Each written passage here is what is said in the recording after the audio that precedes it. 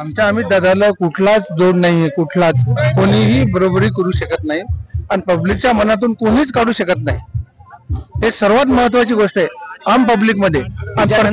याच्यानंतरही कोणी उमेदवार उभा करा त्याच्या फायदा कोणी येऊ शकणार कोणीच येऊ शकणार नाही. मोदी बी येऊ शकत नाही. मोदी बी लोकांचा कल आहे का इतक्या दिवस अमित जनक भाऊ होते तर विकास झाला नाही, पण आता होईल का असं वाटतं? विकास पहिल्यापासूनच झालेला आहे. जे विकास नाही झाला ते म्हणतात त्यांचं काहीतरी केलं कुठं म्हणजे यांचा विकास हे दाखवत नाही, पब्लिकच्या मनात हे तवाई एवढा असं दाखवलेला आहे या रिझल्टचा.